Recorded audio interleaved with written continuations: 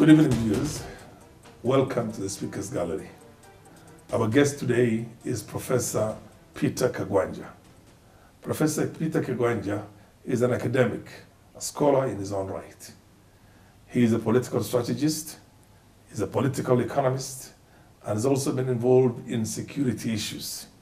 Professor Kagwanja, welcome to the show. Thank you very much. Professor Kagwanja, let us begin by telling Kenyans or giving Kenyans a brief rundown of your history. Take as much as about 3 or 4 minutes. I'm what you'd call a normal Kenyan, because I went to normal schools, normal spaces. I started off at CCM, Kinjirini Primary School, which is Catholic Mission School, way back in Murang'a. Went to Kangaru High School, went to University of Nairobi then, and as we were going through the study, it became Kenyatta University, so we were part of the transformation. Then I taught at Moi University for almost 10 years, and I moved on to the United States as a Fulbright scholar at the University of Illinois. And from there, I went for postdoc activities, fellowships, and so on in Netherlands, University of Leiden, Oxford, St. Antony's College, and other places.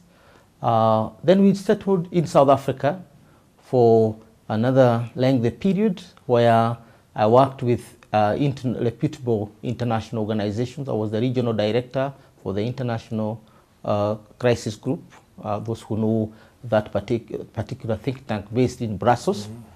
I then joined the Human Sciences Research Council, one of the oldest think tanks in Africa, founded in 1948, with a very bad reputation of having midwifed apartheid.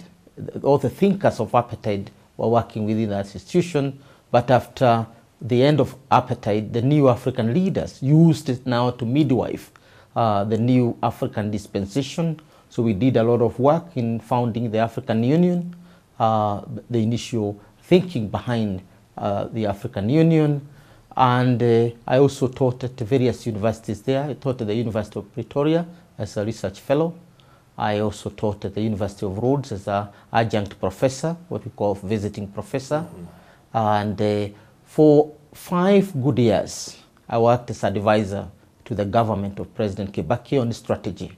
I specifically worked on the Constitution as one of the strategists. I worked very closely with the Prime Minister today, including giving him morning briefs regarding what strategy we were following to ensure that the election, the Constitution won. I worked with many other people at that time, which was great. And I also managed the transition from Kibaki to the current government. Managing simply means providing intellectual thinking behind that, with the idea that we wanted a peaceful, stable transition that would get us to the new Kenya, that we are younger Kenya, that we are now in terms of leadership. I'm currently heading the Africa Policy Institute, a regional think tank, and I am also teaching at the University of Nairobi, Institute of Diplomacy and International Studies. And I'm very pleased to be in this Kenyan equivalent of hard talk. I hope it's not going to be too hard for me. Thank you. Thank you. You were part of the team that worked very hard in the referendum for the Constitution 2010, which won with a landslide majority. Yes. I want to believe also you were part of that, the orange and the banana. When we had the previous one, which was defeated, which was called the Cliffy draft, or the Wako draft. The Wako draft. Yes, yes. Can you tell us how you were able to transit from one set of a powerful political conviction to another one that essentially, by and large, looked very different from the first one? I think the first one, we had just emerged from the one-party era, yes, with the victory of 2002 victory. And what we find at that juncture was that this was not your policy-oriented kind of politics. This was really intrigues of power. And everything was taken within that context of intrigues of power. It's literally us versus them. but not in ethnic terms, because this were really coalitions of ethnic groups. People try to kind of see ideology in the conflict or that tension between and within elite between groups. the orange and the banana. Even before the orange, it all started in 2004. Within the same. That was same NAC. government. That was NAC. Yes. The LDP group side, and we have the NAK. NAK group, Yes. NAC group, and then LDP. Some people defected. We have Yusai Toti moving on to this other side. Mudeawori moving to this side, who were originally LDP. So it was a kind of a new dispensation, and for those of us who are younger people. At the policy level, rather than in the practical policy level, political level, taking sides was not really us. But you had to advise your principals on how to go about it. And I think it was a very painful defeat, for the banana at that by orange. And I think that victory set the tone for the 2007-2008 violence. And so it was a negative build-up, and the country seemed to be hurtling down to a direction we did not very much know. But there was a lot of anger, there was a lot of bitterness, and so on. And I remember I came, because at that time I was working from South Africa, so I was advising the government from South Africa. I was working in very ordinary areas, because I was a consultant for the Ministry of Foreign Affairs to draft the new constitution from 2005. And when we're drafting the constitution, not the constitution, but the Kenya's foreign policy, the first foreign policy document, and I think one of my colleagues, Cheruget, Ambassador Cheruget, has just published a book based on that whole period. And the interesting bit about that is coming to Kenya, you could, the kind of tension that was in the country was palpable between 2005 and 2007. You'd almost cut it with a knife. And therefore, we come to 2007 to 2010, and we have learned the hard lessons. I've just shared with you the book I published around that time, 2009 to 2010. Yeah. And when I was publishing, doing work or collecting colleagues to give me chapters for that book, I could tell that Kenyans have now changed their minds, including myself, that now what we want is a peaceful country, and we have seen the depth to which we can sink as a country, and we don't want to go that way. So there were a lot of compromises that were done. And we first went into a power sharing arrangement. People heckled at each other, wrote nasty things about each other. I remember my teacher and myself, Professor Anyang' Nyong'o, now the governor of Kisumu, and I trading some things. Then we come together and say, what are we doing? Ultimately, we found ourselves in the same secretariat. The country came together. The country came together, and that was symbolized by the secretariat that were formed by the president and the prime minister at that time, where I was a co-director, and there was a director from ODM side. And then we had the conveners, Kiraitu Murungi and Anyang' Nyong'o on top of us. Then there was Kibaki and Raila on top. That was really a perfect kind of marching of the nation in a way that we are fighting on the same side. And that's what was easy for us. I commissioned a research around June 2010 to see how popular the Constitution was. And we found that at that juncture, only 52% of Kenyans endorsed the Constitution. And when we sat back to review, together with the cabinet group that was doing the job, we said this is very, very dangerous for the country. If we don't get an absolute majority endorsement of this constitution. The margin was too small. The margin is too small and can be questioned by anybody. And that will throw us back to a kind of stability. That gave birth to what we call the new Kibaki. Because President Kibaki had literally to get out of the office. He had to speak to the media. He had to speak to Kenyans themselves and literally sell the constitution. Unfortunately, the prime minister got unwell at that juncture. He was within the country. He was working from where he was very well, giving us advice, us briefing him and giving us the feedback with the Janet Ongera, because we're the people who were working on a day-to-day basis in terms of the constitution. Kibaki was elected in 2002 with a landslide majority. Yes. People came together from across the divide. Yeah. Ethnicity, political parties, ideological persuasions, all those things were merged and collapsed into one national cause.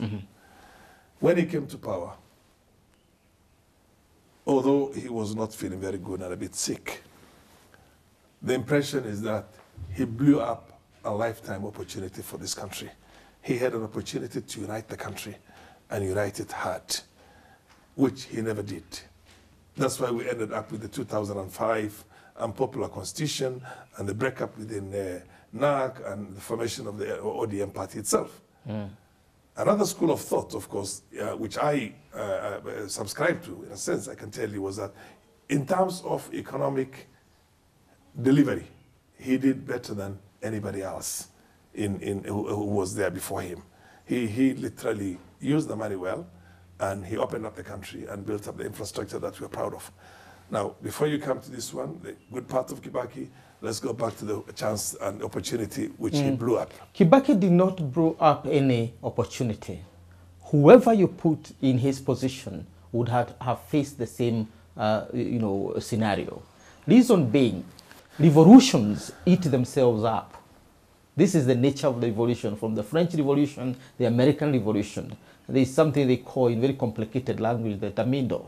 This is the consequences of the momentum of revolutions.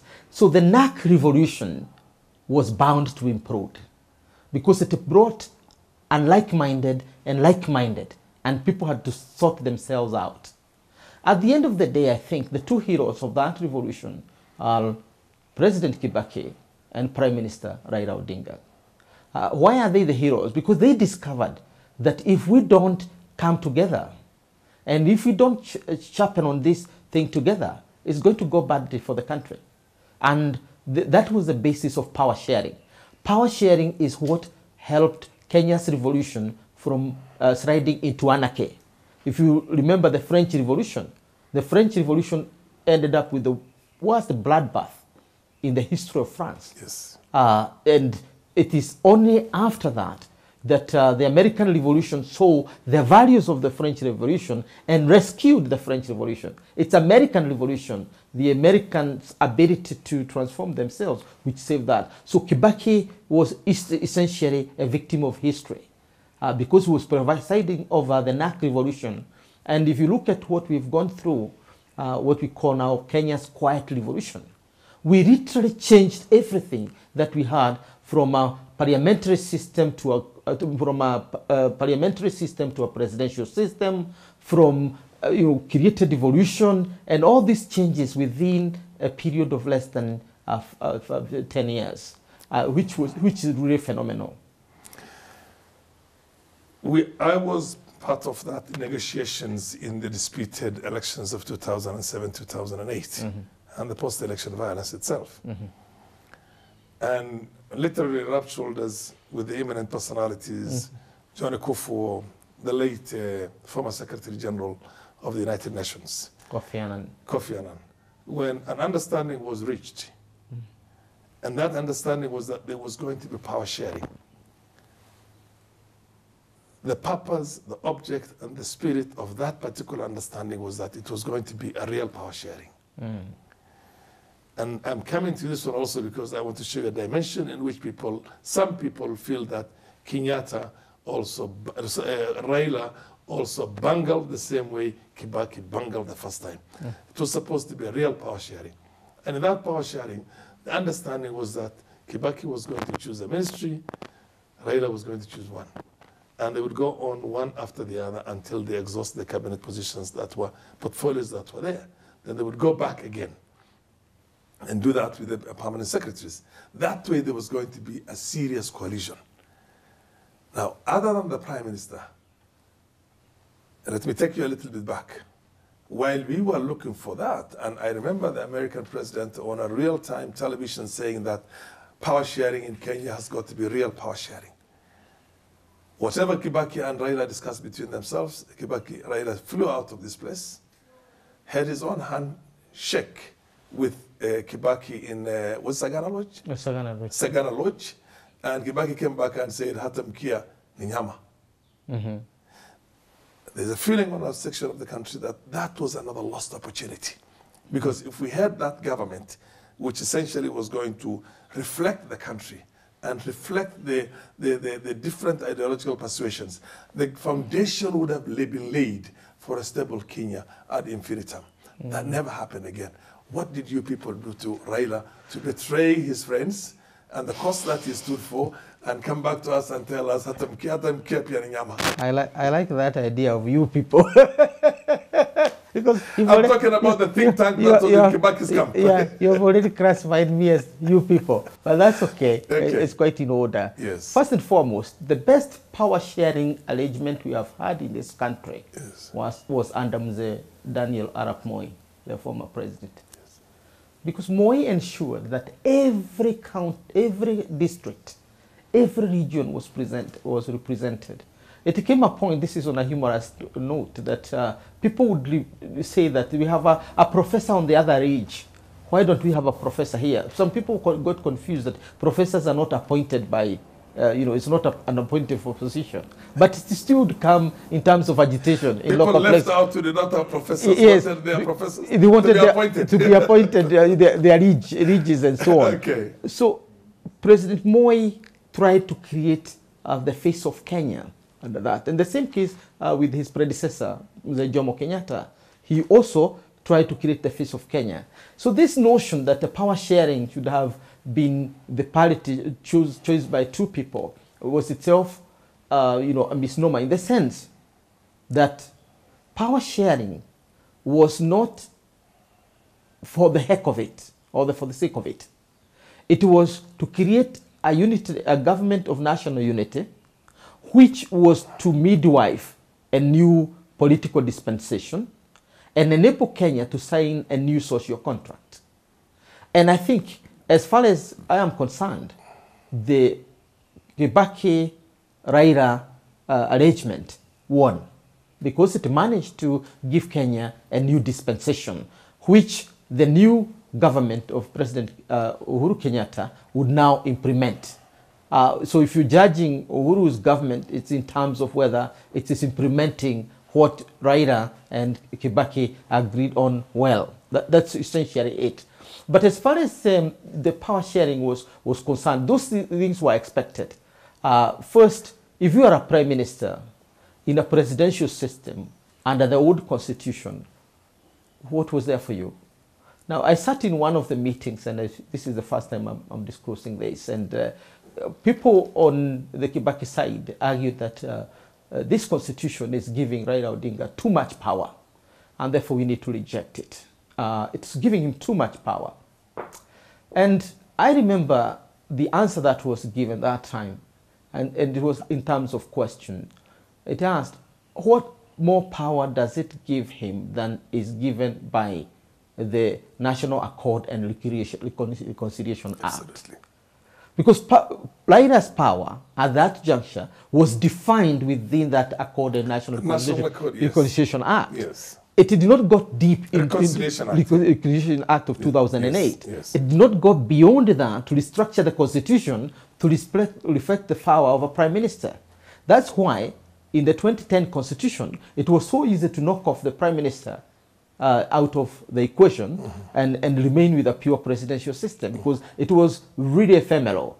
Now, how did we expect to share power in the kind of parity you're talking about in this kind of ephemeral arrangement of institutions? It's not like the French institution, or now currently the Somali constitution or the Ethiopian constitution, where you have the president as a figurehead and the prime minister is the person running the show in terms of government. That's not how Kenya was restructured. The president was still in charge of government, because we had a semi-presidential system. So the sharing of power in that parity, I would argue. The National Accord itself By the way, any provision of the Constitution at the time which is in conflict with the national accord was voided to the extent of that inconsistency. Yeah. Anything that was inconsistent. So the national accord, although it was an act of parliament, was superior to the Constitution as we had it then. And the national accord itself said 50-50 power sharing, and basically assumed a real power sharing. And you'll come to that again. And we had a similar false start. Because if you remember, there was a cooperation which was there with Moi in 1997, Yeah. 98, to be more exact, which was essentially a way of trying to get KANU and the opposition coming together. And our good friend Raila Odinga, instead of sitting with all the other opposition guys, just worked with his NDP to create that cooperation. And eventually ended up getting NDP sucked into KANU and Raila becoming the Secretary General of KANU. So we lost. And the tractor killing the Jogo. Yes, and the tractor killing the Jogo. Eventually, of course, that's how it ended up. But the whole idea was that there were Kenyans who were fighting for changes and real changes, institutional, constitutional, functional changes. They were not fighting for an understanding between two friends. Or two guys who were forced one time. So the one again with Kibaki ended up in more or less the same way. A handshake between the two of them in Sagana, and Raila came back. And that's when actually the unfolding of ODM began, because I remember very well, the same guys who were there, it was called the Pentagon those days, went to Raila and told him what happened. And if there was an understanding, there was a handshake, not as much a handshake. Where is our share? And progressively, that coalition collapsed.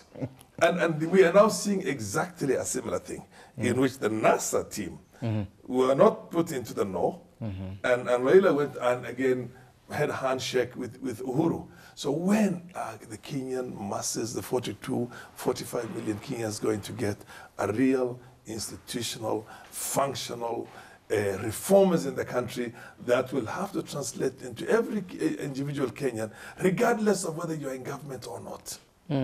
Because right now, the appointments that are coming from Uhuru, people are saying that are just designed to please Raila, and the trip to Luo Nyanza, and all those. So it's becoming, it's more or less in line with the Kenyatta, the Moi one, the one again with Kibaki, and now with Uhuru. You know, I think that's a serious misreading of what the Prime Minister. I don't want to assume to be talking You're for an him. academic also. Yeah, but I'm looking at this from a research. Now, countries everywhere in the world are work in progress. Reforms are kind of utopian thinking. You want to go to heaven. You want to go to Canaan. You want to go, you know, you've got to create that imagination of a better place where people are going. And it's that vision that keeps people. During famine in Kikuyu country, mothers would cook the banana tubers. They don't cook.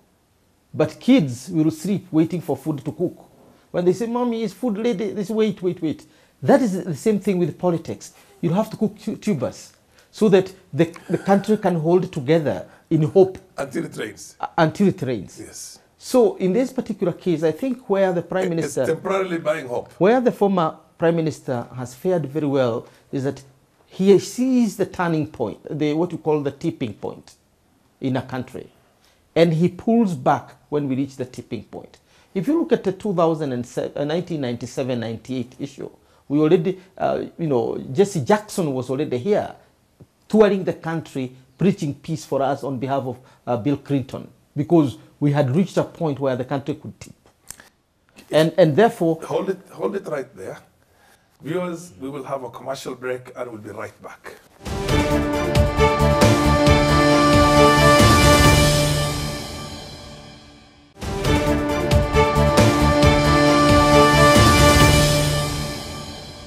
Welcome back, viewers. This is the Speakers Gallery for the viewers who are joining us now.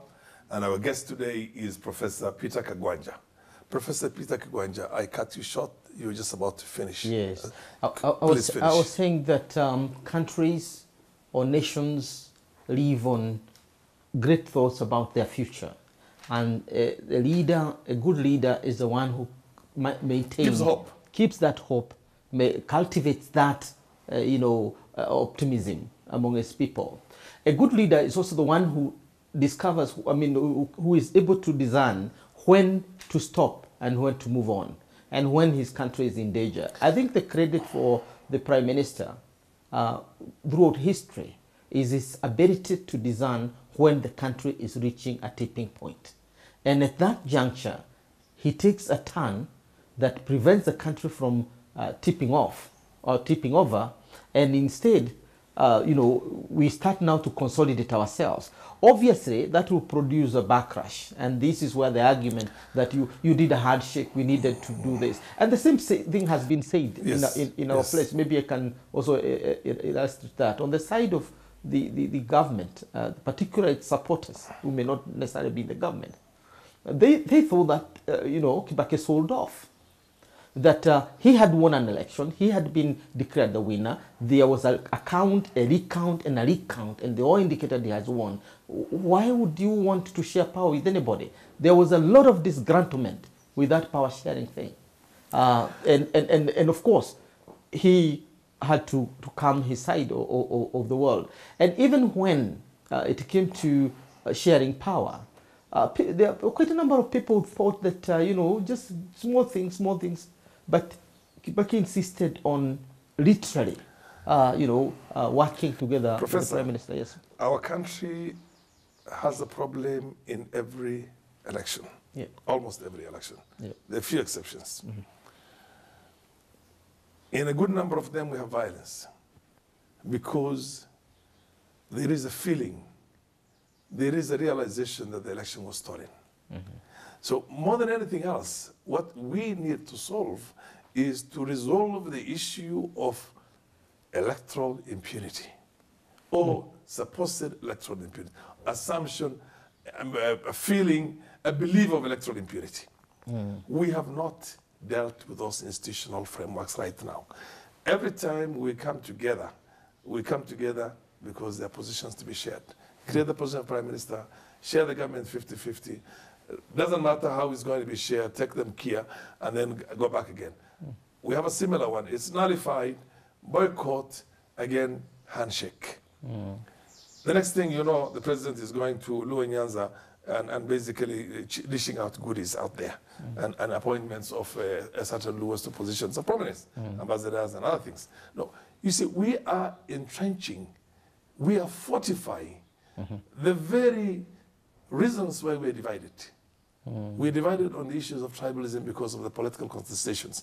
Political contestations are there because we try to create ethnic blocks to win elections. And we're not resolving the issue of the so-called impunity. Now, when are we going to get over this? Because we had this as far back as the formation of KPU, when KPU was proscribed after a while, or rather they were put in detention, and we still have that being carried over. And every time, instead of getting a serious solution to these things, we're treating the symptoms and we're making a few politicians happy. There is something we call revisionist history. Revisionist history is when we are rewriting history from where you are, rather than writing it from the content, the context in which it unfolded, environment unfolded. The circumstances of the 60s and 70s and 80s are very different from our circumstances. That's one. Two, this country has too many lawyers, perhaps too many. And I think it's high time we start now making law a postgraduate degree. No undergraduate should be taught law until you bring us that degree in physics, that degree in history, that degree in political science, that degree in economics. Then you can do your law.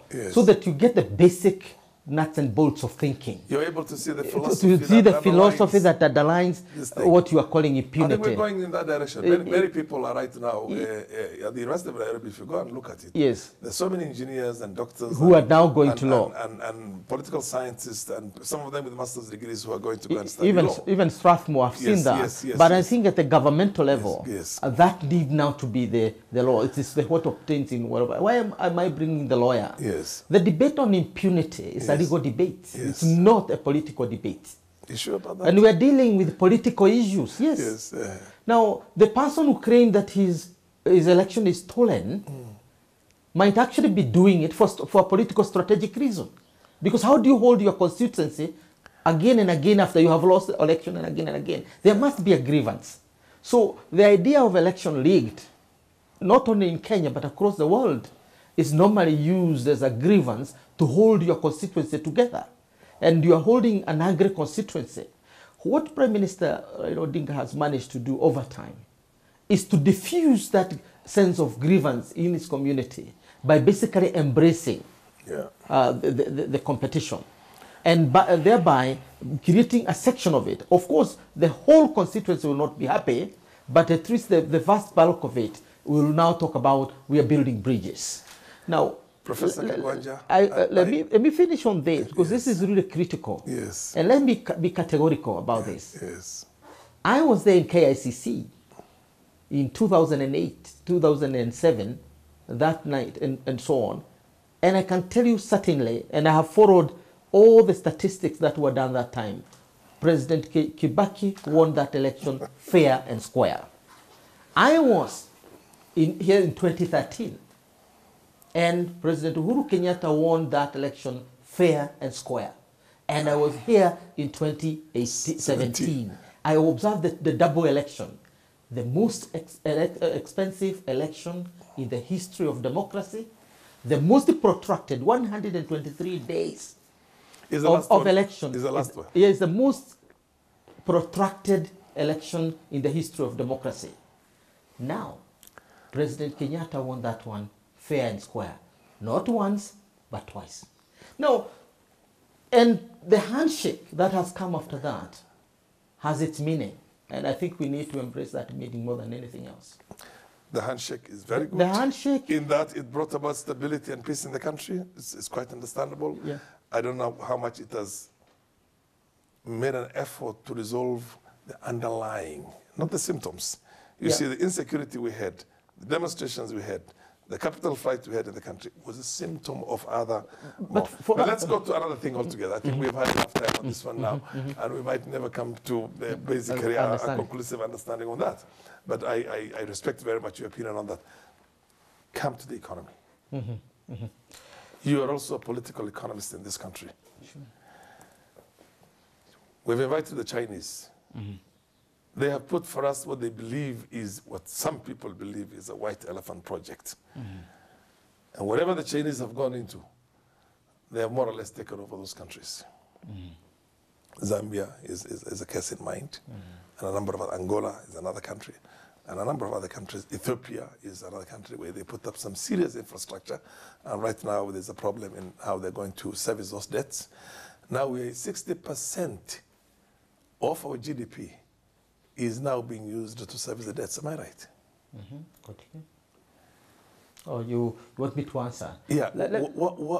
How do you understand? Give us your piece on the Chinese loans, the Chinese investments in the country, and how that is going to be good for the country. I have been working with China. I've been working with America. Yeah. And I've been working with Europe. From the perspective of my think tank, yes. Africa Policy Institute. Let me say the following. There is a new scramble for Africa. And the scramble for Africa is very different from the old scramble, where only Europeans sat and held the knife and cut the cake for themselves, and each cut according to its might and strength. This scramble is new because Africans are part of this scramble. And we're insisting that whatever happens must be in our interests. So whatever Chinese are funding in Kenya, whatever the Americans are funding in Kenya, whatever the Europeans are funding in Kenya, it is in our plans. It's in our agenda, either Vision 2010 or the 4 big pillars that President Kenyatta has unveiled. So the idea that the Chinese are taking over itself is a myth. It's a myth because they cannot take over what you want. I mean, the whole idea of SGR started way back in 2000. I'm sure there are those who are in the audience who recall President Kibaki going to New York and Washington and robbing of the Americans to replace the old railway with a new railway. What was the answer given by the World Bank? The Washington consensus does not believe in investing in infrastructure. 70% of their aid to Africa goes to health because they are stronger in pharmaceutical industry, and that's where they are going to make profit. China's model is different. China's model is 70% of the investment abroad is to infrastructure. And therefore, the marriage between China and Africa is mutual. It's what the Chinese are calling win-win. Because Africans want infrastructure to open up their economies. And China can invest in infrastructure. And by the way, it's not only in Africa. It is in all developing countries. Because that was the bottleneck. You have these horse trucks. And vehicles have increased.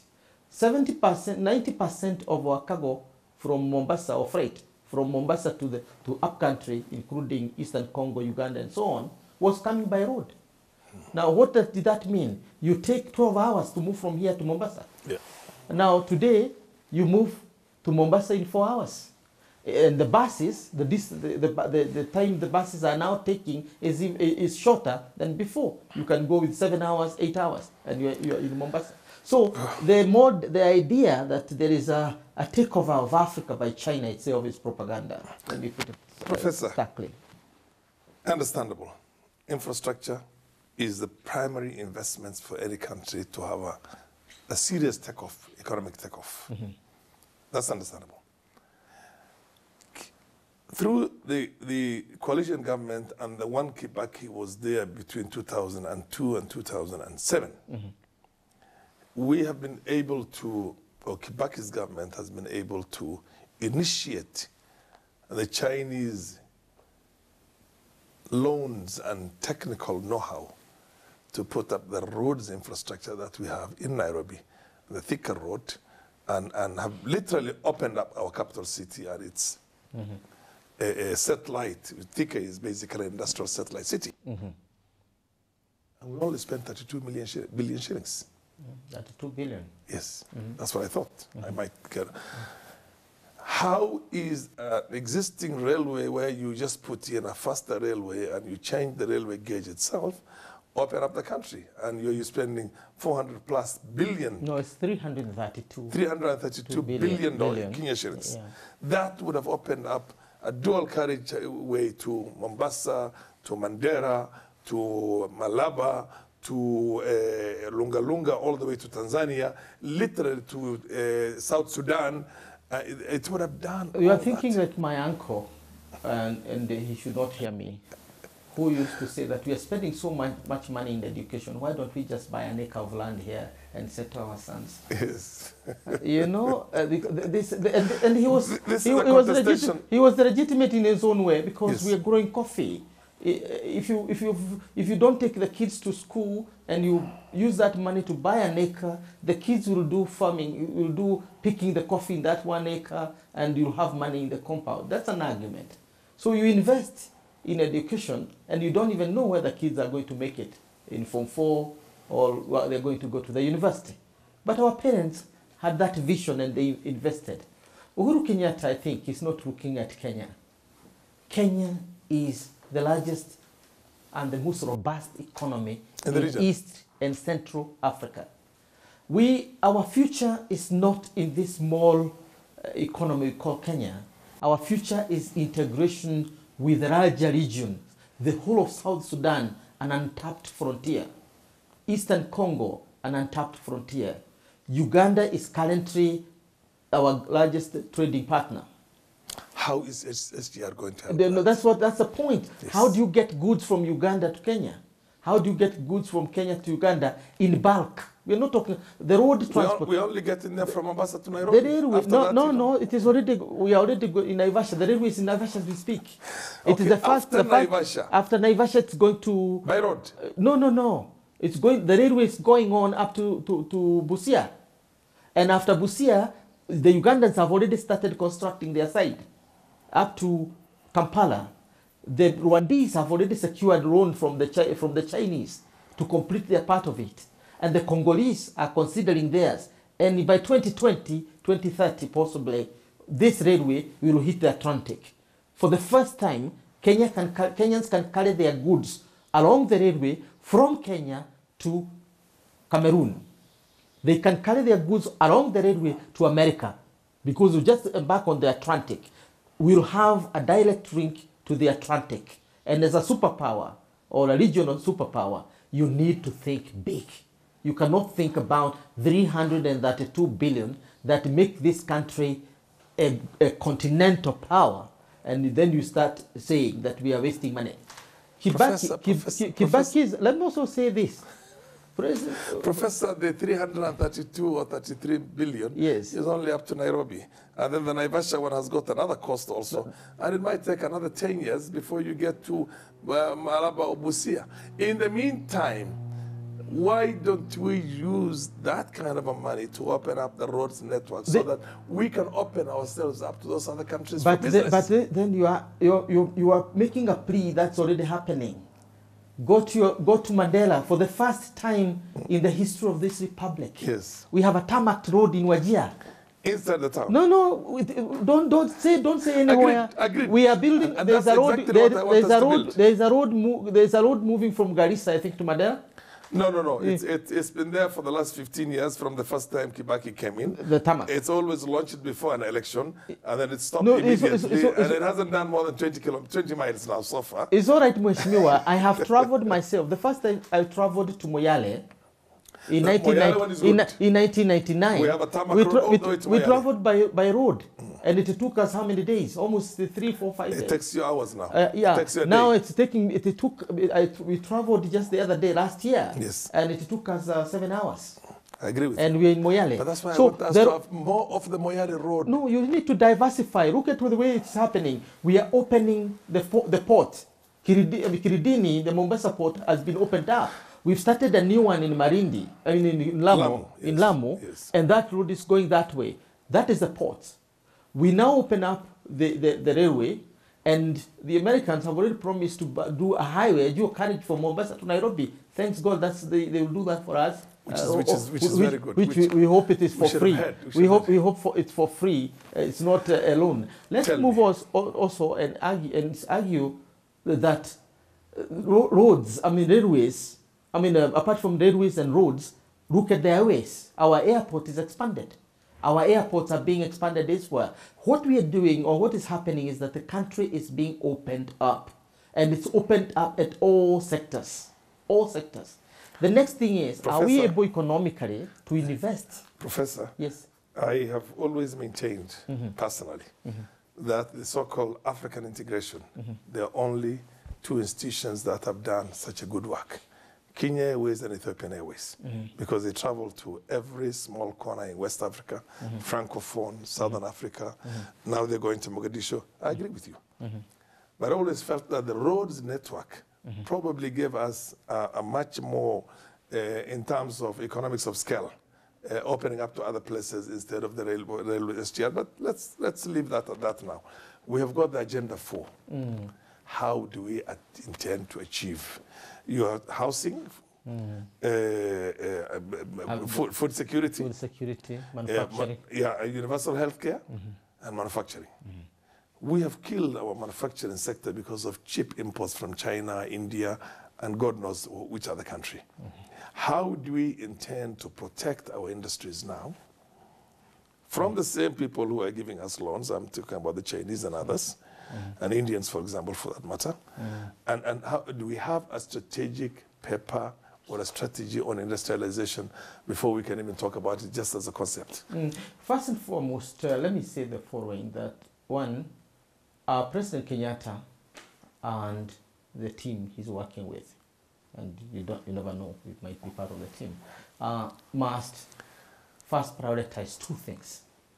One is the national value system, so that we don't have to have the problems of corruption. That needs to be done. And of course, the law that goes with enforcing that value. Agreed. In other words, we need a country of integrity. Burkina Faso, the country of gentlemen. We need that, because we cannot prosper as we hope to, without the right culture. Without the right culture. Technology, I mean, somebody said, and I'm just paraphrasing, that science gives us the power, but social science gives us the know-how to use that power for the good. Technology left on itself will not do us any good. Absolutely. That said, one is essentially saying that we need to prioritize that. Two, we need to prioritize national unity. Last year's election is the most expensive in the history of any election. It cost us 275 billion. No, 275. Dollars, $75 million. 2,000, yeah, which translates to about 2,750 per person, and the average is 500 per person globally, meaning it's very expensive. So we need national unity, which means we need to prioritize inclusion. All Kenyans, irrespective of the size of their communities, irrespective of their villages, need to feel that they belong to this republic. I think those are his priorities. And that, on that foundation, then he'll build his 4 pillars. And those 4 pillars that must rest on that foundation, those 4 pillars must also be shielded from globalization. Because globalization is basically the takeover of the weak by the strong. Because every marketplace has its gatekeepers. Which, of course, it should either be taken over by European Union or America, or you are taken over by the Chinese, the Indians, and the Koreans and the Japanese. That's it, because they are coming in their numbers. Now, what we need to do is to have a strategy paper on each of the pillars. Of the 4 pillars? Of the 4 pillars. We still don't have the strategy we don't have a strong strategy pillar. Like, for example, do we have a strategy, a very strong strategy, or spending for the next 100 years? I agree with you. The next 100 years, not the next 10 years or 5 years, because we think short term. We are government, you think fiscal, 1 year. Longest you think is 5 years. And then you think 10 years, because that's the tenure of a presidential leader. The point is we need to have a long-term strategy. China has what they are calling the centenary strategy, which is a 200-year strategy. Now, and that is what they are bicentenary. Bicentenary, yeah, yes. The bicentenary strategy. So, which of course makes it much more easier for them to, because we've seen it from the Chinese investments right now. Yeah. They're everywhere, including selling maize on the streets, as people put it. I haven't seen anybody selling that myself. They come with their own drivers. They come with their own labor. Let me just finish. They come with their own labor. You go to the Chinese embassy, and the only time you see a Kenyan is at the gate, where they're taking the visa forms from Kenyan students or Kenyan businessmen going there. If you go into the Chinese embassy, you never see a Kenyan in there. As opposed to, with all the imperfections, all the European and the American embassies in here, you go to the American embassy, and more than half of the employees who are working in there in all the strategic places are Kenyans. Yeah, and that also goes for all the other embassies too. So the Chinese... But that's very simple. It's about language. How many Kenyans can write and speak in Chinese? There's so many. My son does speak. He graduated from a Chinese university. Okay. Yes, he speaks and writes Chinese. He graduated from a Chinese university. So what I'm trying to say is that maybe time is going to prove us right. And I'm one person who holds that the Chinese are not up to any good. And given between two sorry scenarios, I still find the Western scenario much easier to deal with because of the language, as you put it, and we're able to negotiate and that. Culture. And culture and the rest of it, and there's a bit of an integration in there. We keep on fighting them all the time, but it's only in America, in Canada, in Europe, and Norway where you can find a Kenyan or a Somali becoming an MP, a member of parliament. You'll never find a Somali becoming, or a Kikuyu, or a Kenyan for that matter, or a Tanzanian becoming somebody who has those roots in there, becoming a local council member in Shanghai in Guangzhou or the rest of it. I mean, with all the imperfections, we have a history with the Western world that goes to slavery and goes to actually colonization and the rest of it. But you understand that we are much better off, in my opinion, dealing and negotiating hard with them than going to these uncharted territories and areas who and by the way, for your information, when you talk to Kenyan students who have lived there, the Chinese are the worst racists you can ever imagine. No. But anyway, that's beside the point right now. In the absence of a strategy paper, in this open door policy that we have used for the Chinese to come in and engage in any business in the country. You see what I mean? I do. In the fact that they are going now into every sector, into the minerals, into the manufacturing, into the trading, into everything. What happened to the so-called Kenyanization, indigenization, you know, Africanization, which every country in the world uses that? You see, economic nationalism is what Trump is talking about. That's the most powerful economy in the world. The Chinese also will not allow you to open up a kiosk in Shanghai or in Canton, in other, or one of those places. What is happening to our own future in here? Are we not? I think we are doing well, but we are also grappling with a global problem.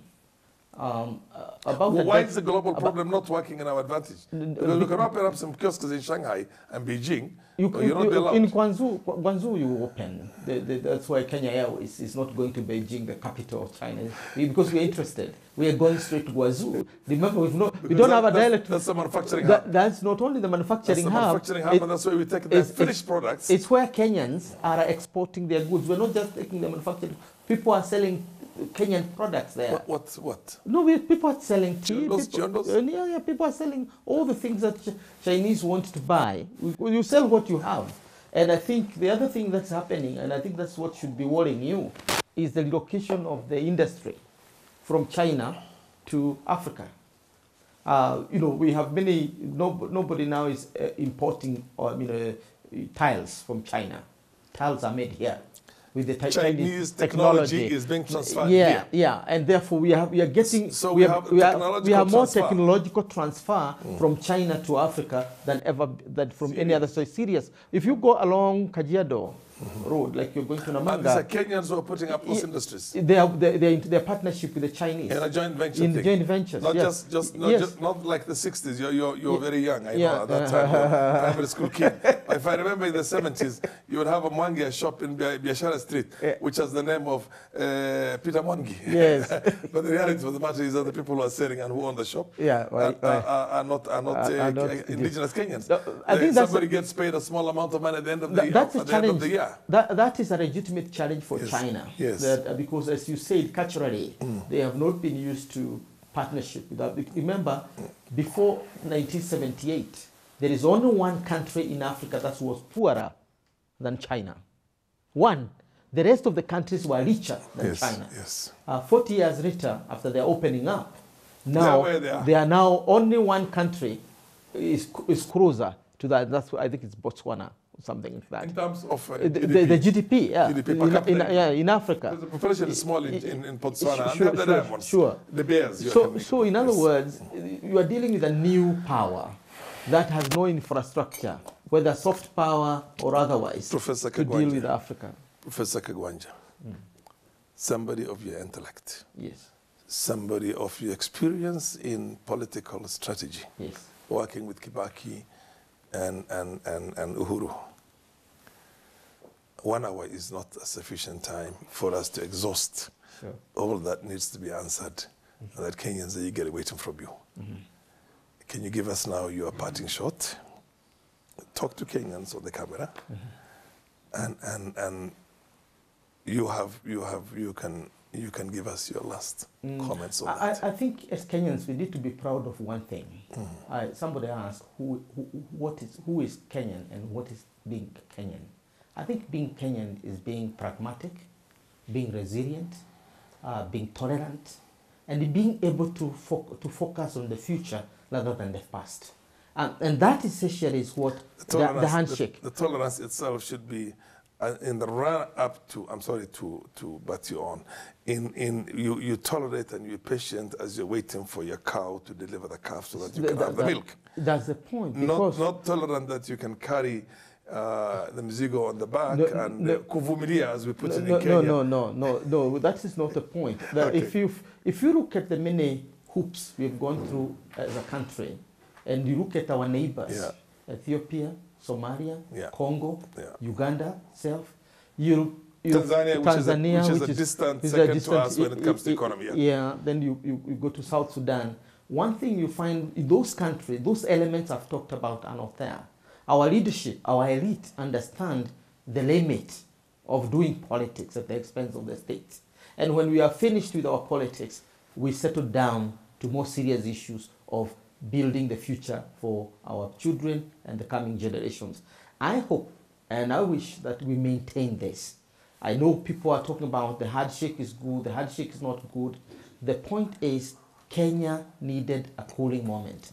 Kenya will always need a cooling moment in the future. And that ethic, the Kenyan ethic of tolerance, the Kenyan ethic of pragmatism is what has kept us going. You think the fight on corruption will be won? The fight on corruption, you can never remove disease on the face of the earth because we always fight back. But we need... How do we believe that? How do you trust that Uhuru is genuine about this fight on corruption? The political commitment of Uhuru is not in doubt. The question is whether the systems in place he has to slay close friends. No, not only that. Big guys in his government. You don't have to target any individual. We are all Kenyan citizens with ID cards and ID numbers. The point is this. Corruption must be made so expensive that Kenyans choose not to be corrupt. If it is cheap, then you have corrupted people.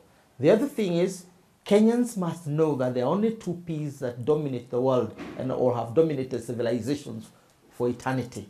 One is pain, the other one is pleasure. You do good, you have pleasure. You do bad, you have pain. In Kenya, you go to committee. In Kenya, it is the only place where you do bad and then you have pleasure. You are corrupt and you live luxuriously. And you work for the country. You work for the country. You break your back. And you have pain. You have pain.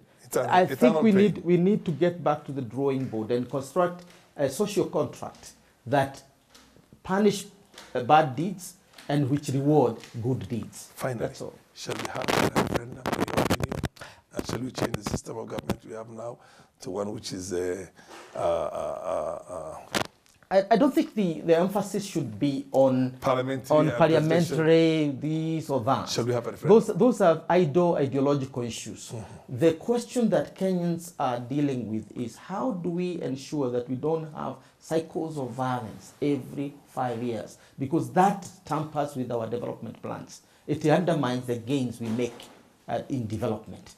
And what there is in it is for us Kenyans to understand our society.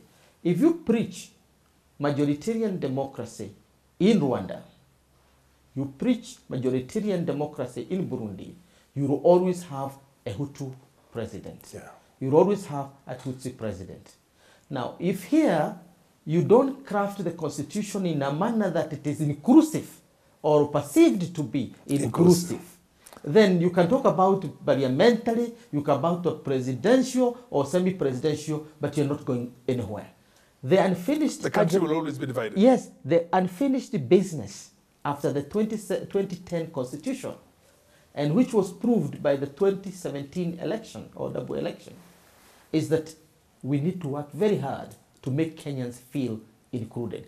It is all about the tyranny of numbers, because if you get the Kikuyu, and they vote let's talk about Mount Kenya people. They vote to a man or to a woman in total. With any other community, community they win. Out of the 5, that will win. So we're talking about the tyranny of numbers. What happened to the other groups that may not feel included? So it is the tyranny of numbers versus electoral justice.